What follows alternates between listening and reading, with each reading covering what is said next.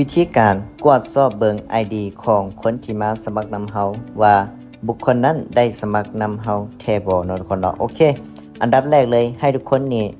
กดเข้าสู่ระบบของ XR Trade เนาะทุกคนเนาะหลังจากที่ทุกคนกดเข้ามาสู่ระบบ XR Trade เป็นที่เรียบร้อยให้ทุกคนกดเข้าไปอยู่3ขีดนี้เห็นบ่กดเข้าไปปุ๊บ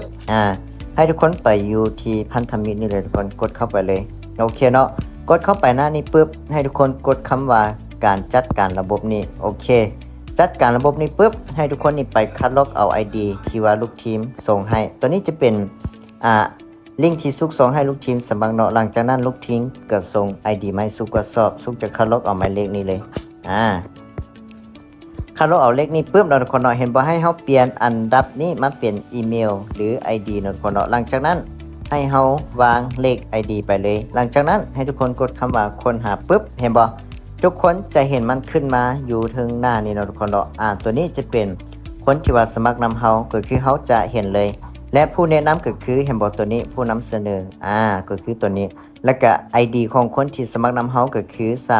3160870นี่เนาะทุกคนเนาะฉะนั้นสำหรับตัวนี้จะเป็นวิธีการกวดสอบง่ายๆเลยว่าบุคคลนั้นได้สมัครนำเฮาบ่ถ้าหากว่าบุคคลนั้นบ่ได้สมัครนำเฮาเนาะทุกคนเนาะเวลาที่ว่าเฮากวดID ไปปุ๊บเนาะทุกคนเนาะวาง ID แล้วกดคำว่าค้นหาปุ๊บเขาจะบ่เห็นอยู่หน้านี้เด้อทุกคนเด้อนั่นหมายความว่าบุคคลนั้นบ่ได้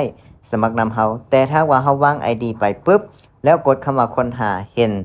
user นั้นอยู่ในระบบแบบนี้ก็ถือว่าบุคคลนั้นสมัครนำเฮาเป็นที่เรียบร้อยเนาะทุกคนเนาะฉะนั้นสำหรับตัวนี้จะเป็นวิธีการเช็คเบิ่งง่ายๆเลยว่าบุคคลนั้นได้สมัครนำเฮาหรือบ่